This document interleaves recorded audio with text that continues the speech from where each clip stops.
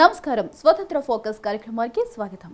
37 ఏళ్ల వయసులోనూ విరాట్ కోహ్లీ సాధించిన ఫిట్నెస్ భారత క్రికెట్కే ఒక బెంచ్ మార్క్గా నిలిచింది. అయితే కోహ్లీలా కఠోర శ్రమ, క్రమశిక్షణ పాటించే ఓపిక లేక కొంతమంది భారత్ ఐపీఎల్ ఆటగాళ్లు షార్ట్ కట్ మార్గాలను ఆశ్రయిస్తున్నారనే వార్తలు కలకలం రేపుతున్నాయి. సోషల్ మీడియాలో లీన్గా కనిపించడం కోసం, యోయో టెస్ట్లో పాస్ అవ్వడం కోసం ఓజోపింగ్, మంజూర వంటి బరువు తగ్గించే ఇంజెక్షన్లు వాడటం ఎలాంటి ప్రమాదాలకు దారితీస్తుంది? జస్మిత్ బుమ్రా, హార్దిక్ పాండ్యా వంటి కీలక ఆటగాళ్లను వేధిస్తున్న వరుస గాయాల సంక్షోభానికి ఈ అసహజ ఫిట్నెస్ ధోరణులకి సంబంధం ఉందా? డోపింగ్ పరిధిలోకి రాని ఈ మందుల ప్రభావంతో పాటు బీసీసీఐ ముందున్న సవాల్పై ఇవాల్టి స్వతంత్ర ఫోకస్. ఒకప్పుడు భారత క్రికెట్లో ఫిట్నెస్ అనేది కేవలం ఒక అదనపు అర్హత మాత్రమే. కానీ విరాట్ కోహ్లీ యుగం ప్రారంభమయ్యాక అది జట్లో స్థానాన్ని నిర్దేశించే ప్రాథమిక సూత్రంగా మారిపోయింది. 37 ఏళ్ల వయసులోనూ మైదానంలో కోహ్లీ చూపుతున్న అంకిత భావం, చిరుత లాంటి వేగం ప్రపంచ క్రికెట్కే ఒక నమూనాగా నిలిచాయి. అయితే నాణానికి మరోవైపు కోహ్లీలా సహజ సిద్ధంగా కఠోర శ్రమతో ఫిట్నెస్ సాధించేందుకు ఏళ్ల తరబడి సమయం, అమితమైన క్రమశిక్షణ అవసరమవుతున్నాయి. ఈ క్రమంలోనే నేటి తరం ఆటగాళ్లలో కొందరు సహనానికి స్వస్తి చెప్పి షార్ట్ కట్ మార్గాల వైపు అడుగులు వేస్తున్నారా? Social media glamour, team benchmark ఒత్తిడి కలగలిసి ఆటగాళ్లను తప్పిదోవ పట్టిస్తున్నాయా? అసలు బాహ్య రూపానికి ఇచ్చే ప్రాధాన్యత మైదానంలో చూపే ప్రదర్శనకు ఎలా దెబ్బతీస్తుంది?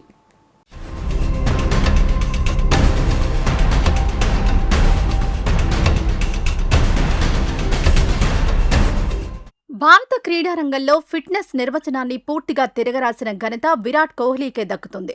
ఒకప్పుడు భారత జట్టులో నైపుణ్యానికి ఉన్న ప్రాధాన్యత శారీరక దారుఢ్యానికి ఉండేది కాదు. కానీ కోహ్లీ కెప్టెన్గా బాధ్యతలు చేపట్టిన తర్వాత మైదానంలో ప్రదర్శన కంటే ముందు ఆటగాడి శారీరక దృఢత్వమే కొలమానంగా మారింది. 37 ఏళ్ల వయసులోనూ తీవ్రమైన జిమ్ శిక్షణ, కఠినమైన ఆహార నియమాలు, క్రమశిక్షణతో కూడిన జీవన శైలిని పాటిస్తూ ఆయన ప్రపంచ అథ్లెట్లలో అగ్రస్థానంలో కొనసాగుతున్నారు. కోహ్లీ నెలకొల్పిన ఈ ప్రామాణికం భారత క్రికెట్ను అంతర్జాతీయ స్థాయిలో అత్యున్నత శిఖరాలకు చేర్చింది.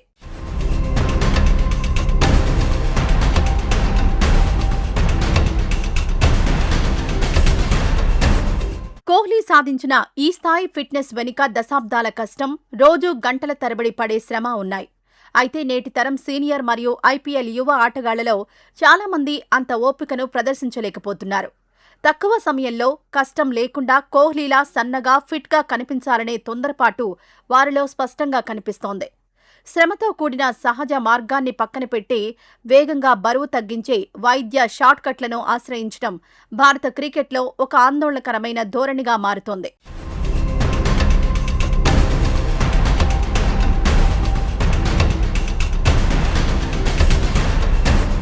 నేటి క్రికెట్ కేవలం మైదానానికే పరిమితం కాలేదు. అపారమైన ప్రకటనలు, సోషల్ మీడియా రీల్స్, ఫ్యాషన్ షూట్లు ఆటగాళ్లపై తీవ్రమైన గ్లామర్ ఒత్తిడిని పెంచుతున్నాయి. ముఖ్యంగా బాలీవుడ్ తారలు బరువు తగ్గడానికి ఉపయోగిస్తున్న ట్రెండ్స్, మందుల సంస్కృతి ఇప్పుడు డ్రెస్సింగ్ రూములకు పాకింది. కెమెరా ముందు లీన్గా, హ్యాండ్సమ్గా కనిపించడం కోసం క్రీడాకారులు తమ శరీరంపై ప్రయోగాలు చేయడం, ఆటకు అవసరమైన సహజ దృఢత్వాన్ని పణంగా పెట్టడమే అవుతుంది.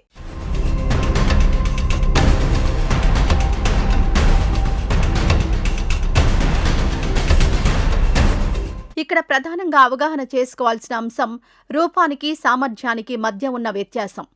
సోషల్ మీడియాలో లేదా టీవీ కెమెరాల్లో సన్నగా సిక్స్ ప్యాక్తో కనిపించడం వేరు, మైదానంలో తీవ్రమైన ఎండలో 50 ఓవర్లు ఫీల్డింగ్ చేయడం లేదా 5 రోజుల పాటు టెస్ట్ మ్యాచ్ ఆడడం వేరు.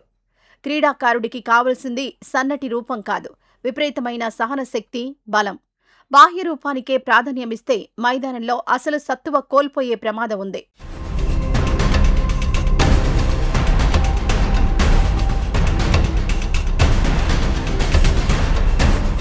షార్ట్కట్ పద్ధతుల ద్వారా వేగంగా బరువు తగ్గినప్పుడు శరీరం కొవ్వుతో పాటు కీలకమైన కండర ద్రవ్యరాశిని కూడా కోల్పోతుంది. దీనిని శాస్త్రీయంగా మజిల్ వేస్టింగ్ అంటారు.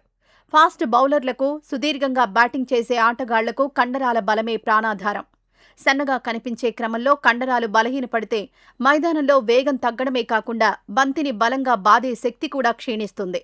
ఇది ఆటగాడి సహజ నైపుణ్యాన్ని దెబ్బతీస్తుంది.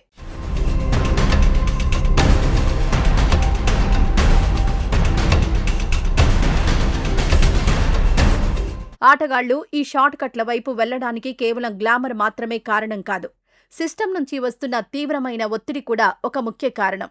యోయో టెస్ట్ లేదా డెక్సా స్కాన్ వంటి ఫిట్నెస్ బెంచ్ మార్కులు పాస్ కాకపోతే జట్టులో స్థానం కోల్పోతామనే భయం ఆటగాళ్లను వెంటాడుతోంది. సెలక్షన్ కమిటీ నిబంధనలు పూర్తి చేయడానికి సమయం లేక ఇలాంటి అడ్డదారులను వెతుక్కోవడం క్రీడా వ్యవస్థలోని లోపాలను కూడా ఎత్తిచూపుతోంది.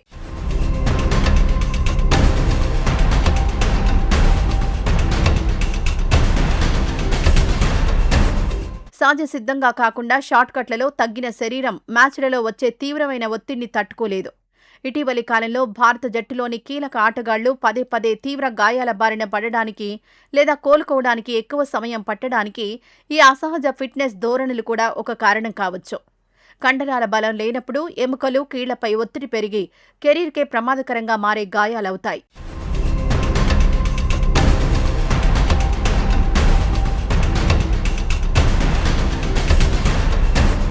విరాట్ కోహ్లీ సాధించిన విజయం వెనుక ఉన్న రహస్యం క్రమశిక్షణతో కూడిన ఆహారం, నిలకడైన శిక్షణ. ఆయన తన ఆహారంలో ప్లాంట్ బేస్డ్ అలవాట్లను చేర్చుకోవడం, చక్కెరను పూర్తిగా పక్కన పెట్టడం, రోజూ శరీరానికి తగినంత విశ్రాంతి ఇవ్వడం ద్వారా ఈ స్థాయిని అందుకున్నారు. ఇది తక్షణమే ఫలితాలను ఇవ్వకపోవచ్చు, కానీ సుదీర్ఘ కెరీర్కు, శారీరక దృఢత్వానికి ఇదే ఏకైక సురక్షితమైన మార్గమని ప్రతి క్రీడాకారుడు గుర్తించాలి.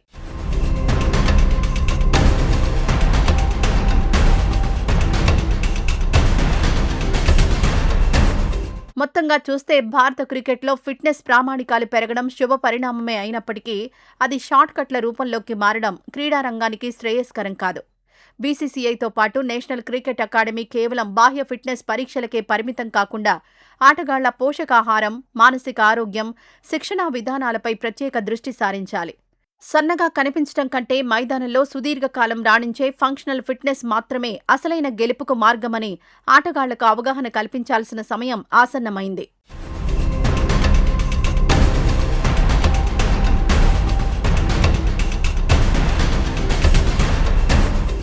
బరువు తగ్గడం కోసం ప్రపంచవ్యాప్తంగా విప్లవాత్మక మార్పుగా ప్రచారంలోకి వచ్చిన GLP-1 ఇంజెక్షన్లు ఇప్పుడు క్రీడా రంగాన్ని చుట్టుముడుతున్నాయి.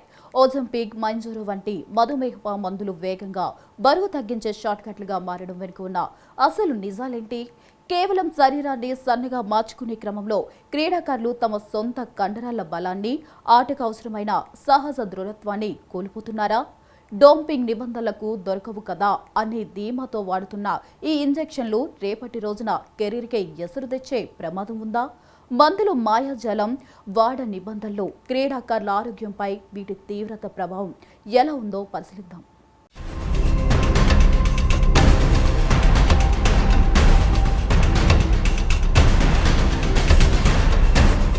వైద్య రంగంలో ఓజంపిక్, మౌంజారో వంటి GLP-1 రిసెప్టర్ అగోనిస్ట్ మందులను ప్రాథమికంగా టైప్ 2 మధుమేహం చికిత్స కోసం రూపొందించారు.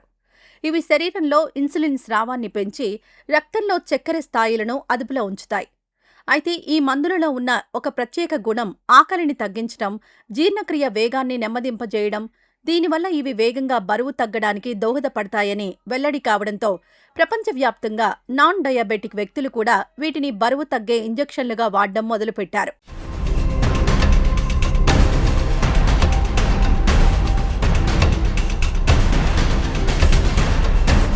ఈ ఇంజెక్షన్లు తీసుకున్నప్పుడు మెదడులోని ఆకలి కేంద్రాన్ని ప్రేరేపించి కడుపు నిండిన భావనను కలిగిస్తాయి.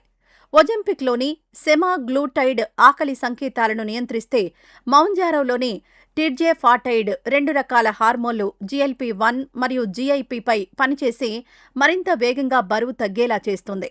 వైద్యుల పర్యవేక్షణలో తీవ్రమైన ఊబకాయం ఉన్నవారికి ఇవి వరంగా మారినప్పటికీ సాధారణ బరువు ఉండి కేవలం లీన్గా కనిపిద్దామనుకునే అథ్లెట్లకు ఇవి హానికరం.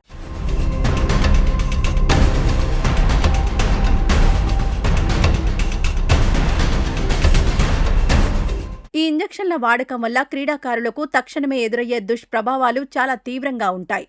తరచూ వికారం, వాంతులు, తీవ్రమైన విరోచనాలు లేదా మలబద్ధకం వంటి జీర్ణకోశ సమస్యలు తలెత్తుతాయి. మైదానంలో గంటల తరబడి చెమట చిందించే అథ్లెట్లలో ఇవి డీహైడ్రేషన్, ఎలక్ట్రోలైట్ అసమతుల్యతకు దారితీస్తాయి. మ్యాచ్ జరిగే సమయంలో శరీరం డీహైడ్రేట్ అయితే కండరాలు పట్టివేయడం, మైకం రావడం వంటివి జరిగి ఆటగాడు మైదానంలోనే సొమ్మసిల్లిపోయే ప్రమాదం ఉంది.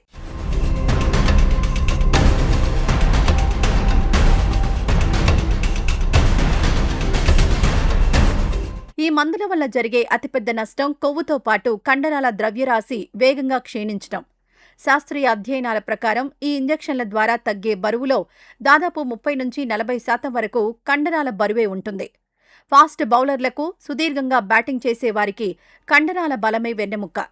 కేవలం కొద్ది వారాల్లోనే కండరాలు బలహీనపడ్డం వల్ల బంతిని విసిరే వేగం తగ్గడం, షాట్లు కొట్టే పవర్ తగ్గడం వంటివి జరిగి ఆటగాడి సహజ సామర్థ్యం నాశనమవుతుంది.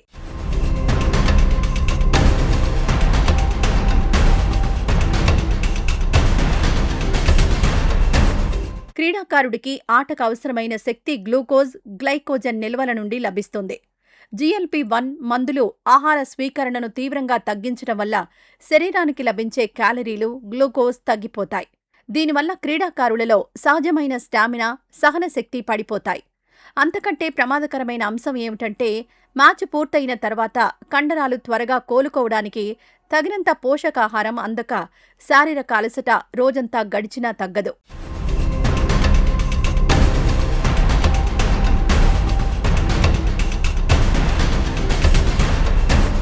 కండరాల బలం తగ్గినప్పుడు శరీరం బయోమెకానిక్స్ మారిపోతాయి. ఉదాహరణకు ఒక ఫాస్ట్ బౌలర్ రన్ ఆఫ్ తీసి బంతిని విసిరేటప్పుడు ఆయన కండరాలు ఆ ఒత్తిడిని తట్టుకోలేకపోతే ఆ భారం నేరుగా కీళ్లు, లిగమెంట్లు, ఎముకలపై పడుతుంది. దీనివల్ల మోకాలు, వెన్నెముక, యాంకిల్ గాయాలు తిరగబడతాయి. ఒక్కసారి తీవ్రమైన లిగమెంట్ ఇంజ్యూరీ అయితే కోలుకోవడానికి ఏడాదికి పైగా సమయం పడుతుంది. ఇది ఆటగాడి కెరీర్ను ఊహించకుండా ముగించేస్తుంది.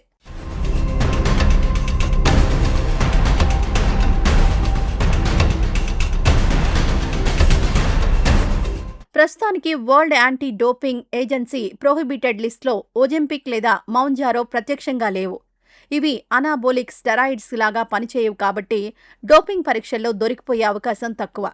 కానీ వైద్యుల ప్రిస్క్రిప్షన్ లేకుండా కేవలం ఫిట్నెస్ బెంచ్ మార్కులు దాటడానికి లేదా సన్నగా మారడానికి వీటిని వాడడం క్రీడా ధర్మానికి కేవలం విరుద్ధం మాత్రమే కాదు, అక్రమ మార్గమే అవుతుంది.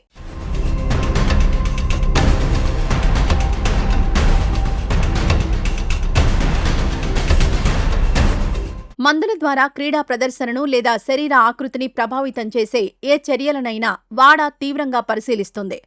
అంతర్జాతీయ క్రీడలలో ఈ GLP-1 మందుల వాడకం పెరుగుతుండటంతో భవిష్యత్తులో వీటిని ప్రాసెస్ చేయబడిన ఉత్ప్రేరకాల కింద నిషేధిత జాబితాలో చేర్చే అవకాశాలు మెండుగా ఉన్నాయి. ఒకవేళ వాడా వీటిపై నిషేధం విధిస్తే తెలిసి తెలియక ఈ ఇంజెక్షన్లు వాడే ఆటగాళ్లు నిషేధాన్ని ఎదుర్కోవాల్సి వస్తుంది.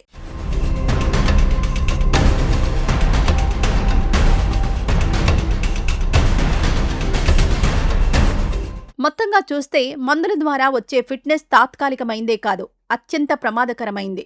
క్రీడాకారులు తమ శరీరాన్ని ల్యాబొరేటరీగా మార్చకూడదని క్రీడా వైద్య నిపుణులు హెచ్చరిస్తున్నారు. క్రమశిక్షణతో కూడిన వ్యాయామం, సరైన పోషకాహారం, సహజసిద్ధమైన విశ్రాంతి మాత్రమే సుదీర్ఘ క్రీడా జీవితానికి పునాదులు. షార్ట్ కట్ మందుల మాయలో పడితే తాత్కాలికంగా లీన్గా కనిపించవచ్చేమో కానీ అంతర్జాతీయ స్థాయిలో రాణించే సత్తువను, భవిష్యత్తును పూర్తిగా కోల్పోక తప్పదు.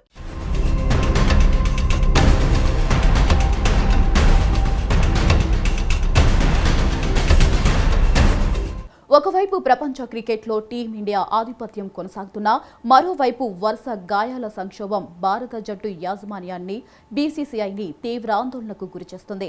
జస్మిత్ బుమ్రా, హార్దిక్ పాండ్యా, హర్షిత్ రాణా వంటి కీలక బౌలర్లు తరచూ గాయాల బారిన పడటం, ఫిట్నెస్ లేక యువ ఆటగాళ్లు జట్టుకు దూరం కావడం వెనుక ఉన్న అసలు కారణాలేంటి? కేవలం షార్ట్ కట్ మందులతో బరువు తగ్గి లీన్గా కనిపిస్తే సరిపోతుందా? లేక మైదానంలో నిలబడే అసలైన శారీరక సామర్థ్యం లోపిస్తుందా? నిరంతర క్రికెట్ వర్కౌట్ లోడ్ మేనేజ్మెంట్ వైఫల్యాలు, NCA ముందున్న సవాలుపై BCCI ఎలాంటి కఠిన నిర్ణయాలు తీసుకోబోతుంది?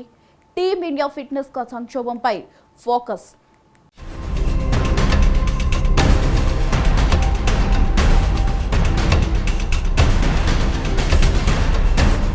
ఇటీవలి కాలంలో భారత క్రికెట్ జట్టును ప్రధానంగా వేధిస్తున్న అతిపెద్ద సమస్య ఆటగాళ్ల అనారోగ్యం, నిరంతర గాయాలు. ఒక కీలకమైన సిరీస్ ముగిసేసరికి ప్రధాన ఆటగాళ్లు ఆస్పత్రుల పాలవడం లేదా విశ్రాంతి పేరిట జట్టుకు దూరం కావడం పరిపాటిగా మారింది. ప్రపంచ స్థాయి సదుపాయాలు, అత్యుత్తమ ఫిజియోథెరపిస్టులు అందుబాటులో ఉన్నప్పటికీ జట్టులోని కీలక బౌలర్లు, ఆల్రౌండర్లు పదే పదే గాయాల బారిన పడడం భారత జట్టు రిజర్వ్ బెంచ్ సామర్థ్యాన్ని, యాజమాన్య వ్యూహాలను దెబ్బతీస్తోంది.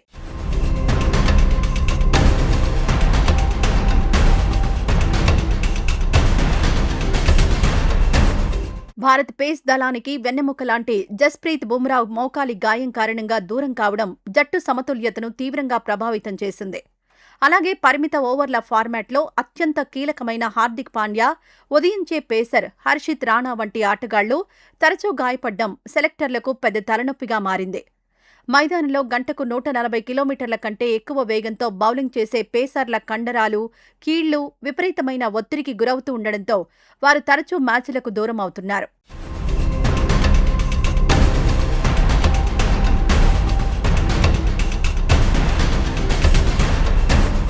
గాయాల సమస్య కేవలం సీనియర్ ఆటగాళ్లకే పరిమితం కాలేదు. జాతీయ జట్టులోకి అడుగుపెడుతున్న యువ ఆటగాళ్లను కూడా ఇది వెంటాడుతోంది. ఉదాహరణకు ఎంతో ప్రతిభ కలిగిన యువ బ్యాటర్ బి సాయి సుదర్శన్ తగినంత ఫిట్నెస్ లేకపోవడంతో సిరీస్కు దూరం కావాల్సి వచ్చింది. దేశవాళీ క్రికెట్, ఐపీఎల్ ఆడడానికి అవసరమైన ఫిట్నెస్కు అంతర్జాతీయ స్థాయి మ్యాచ్లలో ఎదురయ్యే తీవ్రమైన శారీరక ఒత్తిడికి చాలా తేడా ఉంటుంది. యువ ఆటగాళ్లు ఈ వ్యత్యాసాన్ని అందుకోలేకపోవడం ఆందోళన కలిగిస్తోంది.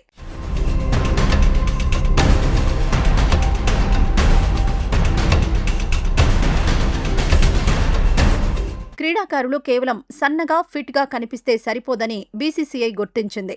టీవీ స్క్రీన్పై సన్నగా కనిపించే ఆటగాడికి మైదానంలో 50 ఓవర్ల పాటు రన్అప్ తీసే పవర్ ఉందో లేదో తేల్చడానికి శాస్త్రీయ విధానాలు అవసరమయ్యాయి.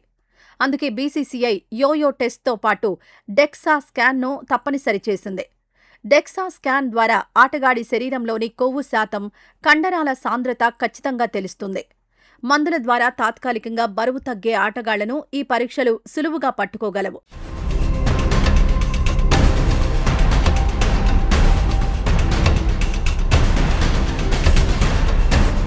ఆటగాళ్లు గాయపడ్డానికి మరో ప్రధాన కారణం బిజీ క్యాలెండర్, విపరీతమైన అలసట. ఏడాది పొడవునా ఐపీఎల్తో పాటు ద్వైపాక్షిక సిరీస్లు, ఐసీసీ టోర్నమెంట్లు నిరంతరం జరుగుతుంటాయి. సుదీర్ఘమైన ప్రయాణాలు, వేర్వేరు వాతావరణ పరిస్థితులు ఆటగాళ్ల శరీరాలపై అమితమైన ఒత్తిడిని తెస్తాయి. నిరంతర ఆట వల్ల శరీరానికి తగినంత విశ్రాంతి లభించకపోవడం, కండరాలు పూర్తిగా కోలుకోకపోవడమే రికరెంట్ గాయాలకు మూల కారణం.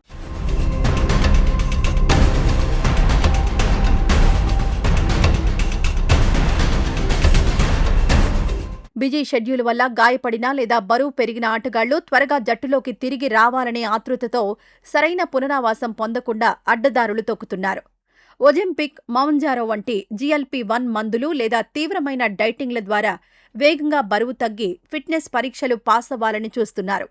కానీ లోపల కండర బలం లేకపోవడం వల్ల తిరిగి మైదానంలోకి అడుగుపెట్టిన మొదటి లేదా రెండో మ్యాచ్లోనే పాత గాయాలు మళ్లీ తిరగబెట్టి సమస్యను మరింత తీవ్రం చేస్తున్నాయి.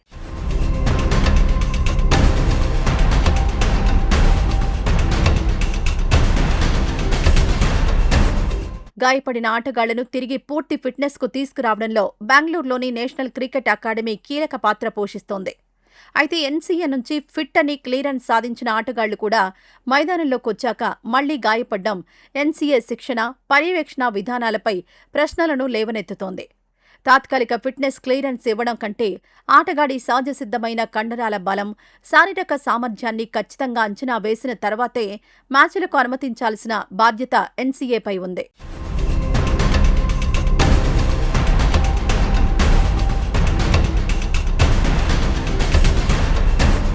ఈ సంక్షోభాన్ని అధిగమించడానికి బీసీసీఐ, ఎన్సీఏ మెడికల్ టీంలు కఠినమైన చర్యలు తీసుకోవాల్సిన అవసరం ఉంది. ఆటగాళ్లు తీసుకునే పోషకాహారం, సప్లిమెంట్లు, డైట్ విధానాలపై నిరంతర తనిఖీలు ఉండేలా ప్రత్యేక ప్రోటోకాల్ రూపొందించాలి. వైద్యుల అనుమతి లేకుండా లేదా ఎన్సీఏ పర్యవేక్షణ లేకుండా ఆటగాళ్లు బరువు తగ్గించే ఇంజెక్షన్లు, అన్వెరిఫైడ్ సప్లిమెంట్లు వాడకుండా నిషేధాత్మక నిబంధనలు అమలు చేయాలి.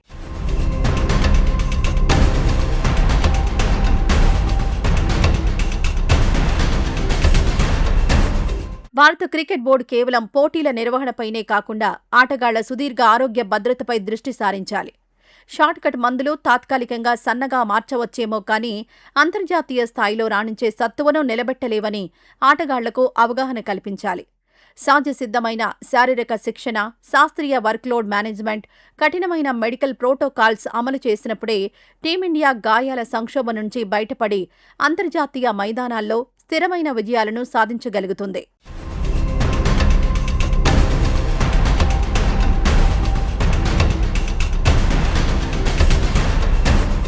చూశారు కదా, మైదానంలో మ్యాచ్లు గెలవడానికి కావాల్సింది కెమెరా ముందు కనిపించే సన్నటి ఆకృతి కాదు, సుదీర్ఘ సమయం పోరాడే అసలైన కంఠర బలం, శారీరక సామర్థ్యం, షార్ట్ కట్ మందులు లేదా ఇంజెక్షన్ల ద్వారా తాత్కాలికంగా బరువు తగ్గి యోయో టెస్టులు దాటి వచ్చాము. కానీ అంతర్జాతీయ మ్యాచ్లో ఎదురయ్యే విపరీతమైన ఒత్తిడిని ఆ శరీరం తట్టుకోలేదు.